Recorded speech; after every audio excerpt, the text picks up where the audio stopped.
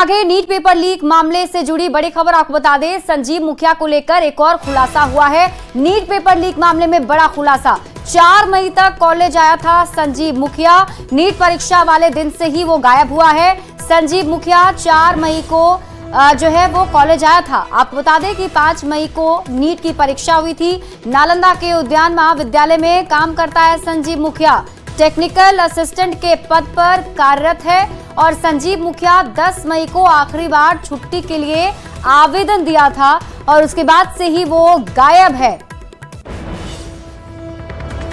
तो NEET paper leak मामले से जुड़ी आपको इस वक्त की बड़ी खबर बता दें। संजीव मुखिया को लेकर बड़ा खुलासा हुआ है। आपको बता दें कि जो संजीव मुखिया है, जो इसका मुख्य आरोपी बताया जा रहा है, वो महाविद्यालय में काम करता है। और न्यूज़ 18 संवाददाता शैलेंद्र अधिक जानकारी के साथ जुड़े हुए हैं। शैलेंद्र, संजीव मुखिया को लेकर क्या अपडेट है?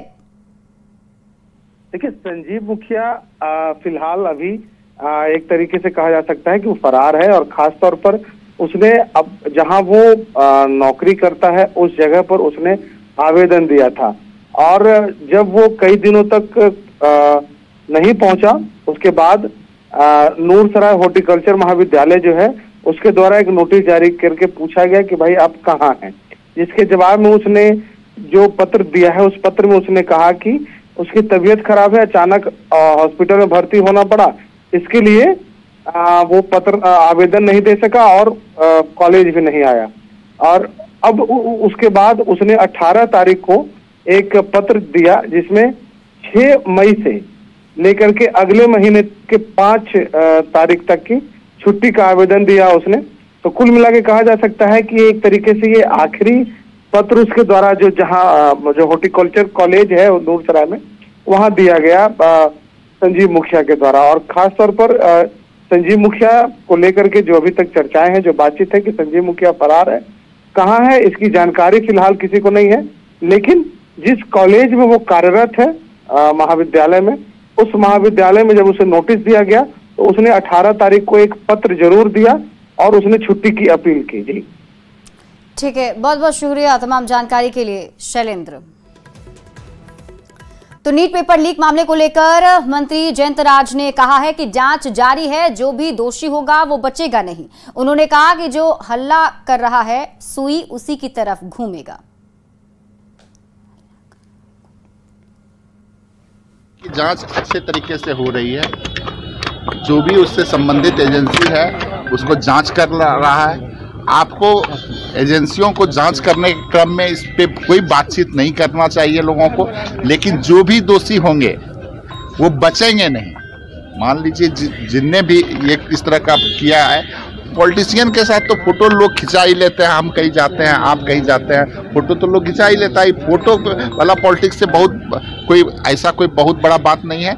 लेकिन एक बात जान लीजिए कि जो सुई जिस तरफ घुमा है, जो लोग हल्ला कर रहे हैं, सुई उसी के तरफ घूमेगा। कांग्रेस नेता और उत्तर प्रदेश की रायबरेली से सांसद राहुल गांधी ने आज संसद की सदस्यता ग्रहण की। इस दौरान राहुल गांधी संविधान की कॉपी लेकर शपथ ग्रहण करने पहुंचे थे। शपथ ग्रहण में राहुल गांधी संविधान की प्रति लेकर ही पोडियम पर आए और उन्होंने पद और गोपनीयता की शपथ ली। शपथ ग्रहण करने के बाद राहुल गांधी ने जय हिंद और जय संविधान का नारा लगाया। I, Rahul Gandhi, having been elected a member of the House of the People, do solemnly affirm that I will bear true faith and allegiance to the Constitution of India as by law established, that I will uphold the sovereignty and integrity of India, and that I will faithfully discharge the duty upon which I am about to enter. Jai Hind. Lok Sabha में आज दूसरे दिन AIMIM प्रमुख और सांसद असदुद्दीन ओवैसी ने शपथ ग्रहण के बाद जय फिलिस्तीन का नारा लगाया। शपथ के बाद उन्होंने सबसे पहले जय भीम बोला, इसके बाद जय मीम और जय तेलंगाना और जय फिलिस्तीन का नारा लगाया। इसके बाद संसद में हंगामा शुरू हो गया। बीजेपी ने ओवैसी के जय फिलिस्तीन वाले नारे का विरोध किया। शपथ के दौरान जय फिलिस्तीन का नारा लगाने के बाद अब सियासत शुरू हो गई है और जब ओवैसी से पूछा गया कि आपने जो नारा दिया उसका विरोध हो रहा है, इस पर AIMIM प्रमुख ने जवाब दिया है कि किसने क्या कहा क्या नहीं कहा, सब कुछ आपके सामने है। हालांकि बाद में ओवैसी के नारे को संसद के रिकॉर्ड से हटा दिया। जय मीम, जय तेलंगाना, जय फलस्तीन, तकबीर, अल्लाहु अकबर। जिस ओहदे को मैं संभालने वाला हूँ इसके फ़राइज़ और वफादारी से अंजाम दूंगा। जय भीम, जय मीम, जय तेलंगाना, जय फलस्तीन, तकबीर, अल्लाहु अकबर। जिस ओहदे को मैं संभालने वाला हूँ इसके फ़राइज़ और वफादारी से अंजाम दूंगा। जय भीम, जय मीम, जय तेलंगाना, जय फलस्तीन, तकबीर, अल्लाहु अकबर। और अगली खबर आपको मुजफ्फरपुर से बता दें, जहां बेला इंडस्ट्रियल एरिया में मुजफ्फरपुर में बेखौफ बदमाशों ने एक स्कूटी सवार महिला को गोली मारकर गंभीर रूप से घायल कर दिया। मिली जानकारी के मुताबिक बाइक से 3 बदमाशों ने स्कूटी सवार महिला का पीछा किया था। महिला इंजीनियरिंग इंस्टीट्यूट में कंप्यूटर ऑपरेटर की नौकरी करती हैं। महिला इंस्टीट्यूट से घर जा रही थी, तभी बदमाशों ने स्कूटी छीनने की कोशिश की और गोली मारकर फरार हो गए। स्थानीय लोगों ने महिला को अस्पताल में भर्ती कराया है। फिलहाल पुलिस मामले की जांच में जुटी हुई है। बेला थाना अंतर्गत बियडा के फेज़ 1 इंडस्ट्रियल एरिया में एक 26 साल की महिला हैं जिनको 3 मास्क लगाए हुए लड़कों द्वारा जो बाइक चला रहे थे द्वारा गोली मारा गया। गोली मार के वो लोग भाग गए।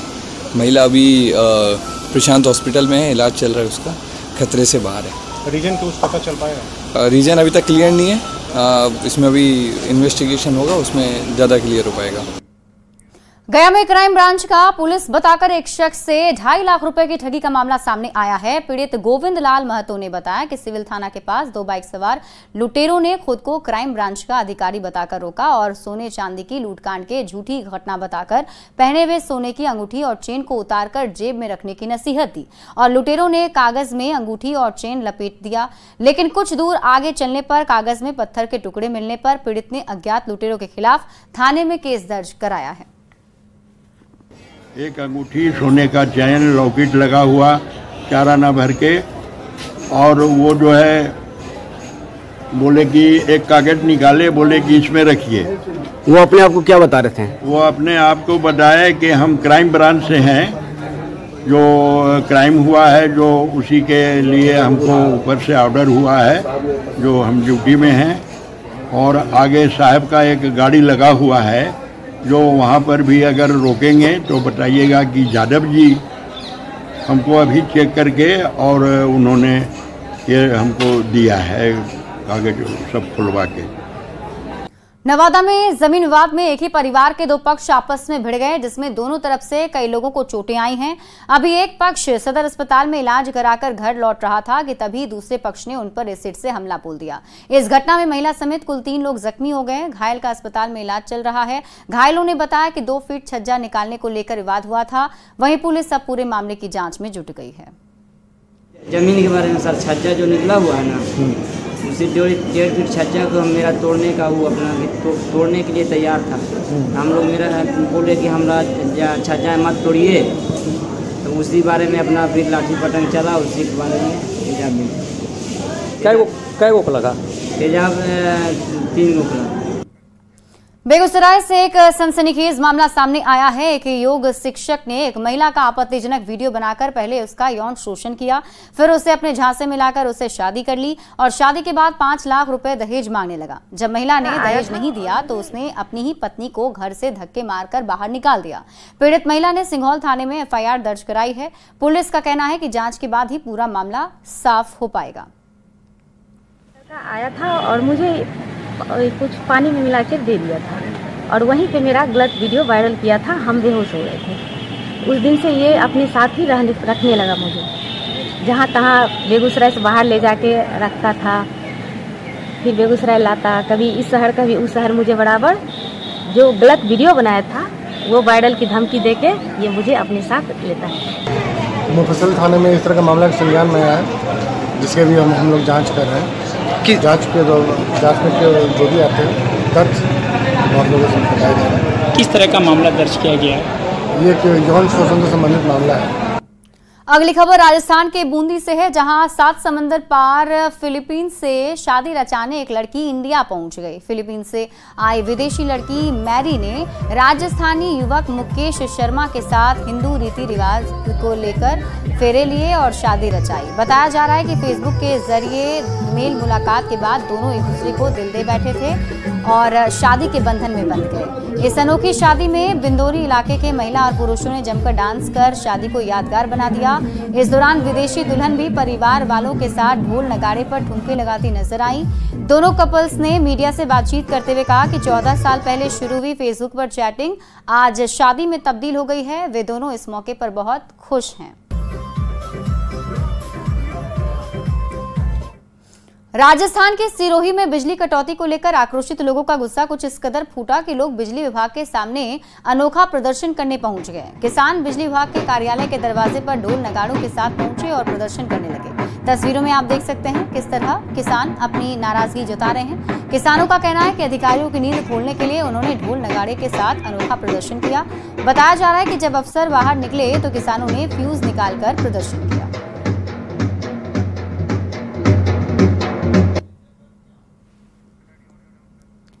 पूर्णिया के भवानीपुर में बहुचर्चित व्यवसायी गोपाल यादव का हत्याकांड मामले में अब एक नया मोड़ सामने आ गया है। पूर्व विधायक बीमा भारती के पति अवधेश मंडल और उनके बेटे राजा कुमार के खिलाफ वारंट जारी हुआ है। एसपी ने बताया कि इस मामले में 4 आरोपी पहले ही जेल जा चुके हैं। दोनों की गिरफ्तारी के लिए पुलिस लगातार छापेमारी कर रही है। वहीं अपने पति और बेटे पर लगे आरोप पर पूर्व विधायक बीमा भारती का कहना है कि राजनीतिक षड्यंत्र के तहत उन्हें फंसाया जा रहा है। बीमा भारती ने पूरे मामले की जांच सीबीआई से कराने की भी मांग की है। बाकी बचे 2 अभियुक्त थे तो उनके खिलाफ इस हत्याकांड में वारंट लिया गया है और लगातार छापेमारी भी की जा रही है और इन बिटवीन जो पहले से अरेस्ट हैं उनका भी रिमांड के लिए प्रोसेस किया जा रहा है। अभी किनके खिलाफ वारंट? अवधेश मंडल और राजा मंडल। अब तक के अनुसंधान में क्या है? जो पहले अनुसंधान हुआ था जो अभी वही है और बाकी इन दोनों की गिरफ्तारी के बाद आगे का अनुसंधान प्रोसेस। दोनों की संलिप्तता के कुछ क्लियर? संलिप्तता तो क्लियर है।